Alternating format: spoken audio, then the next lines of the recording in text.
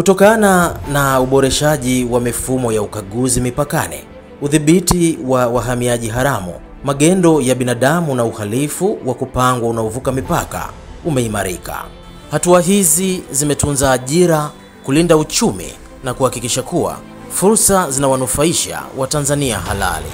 Serikali inaendelea kujenga taifa salama, imara na lenye maendeleo kwa wote.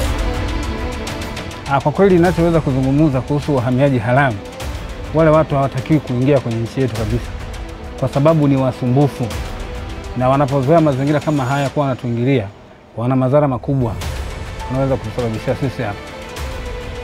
Watu wakipewa nafasi kuingia hapa inaweza kuwa shida sana. Ila tunachoshukuru kwenye serikali, afisa uhamiaji nao wako makini sana.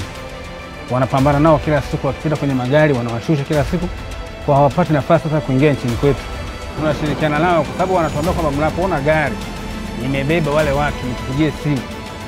Na tunapoona wamebeba tunawapigia, tunawaambia bana, kwa gari hizi zinao, na wanafanya kazi ya kuwakamata kila siku hapo. Kwa hiyo tunatoa ushirikiano na wale askari na afisa uhamiaji wapo kila siku kuhakikisha ulinzi unaimarishwa kabisa, kwa sababu wale watu wa kutoka nchi jirani wana madhara makubwa mno.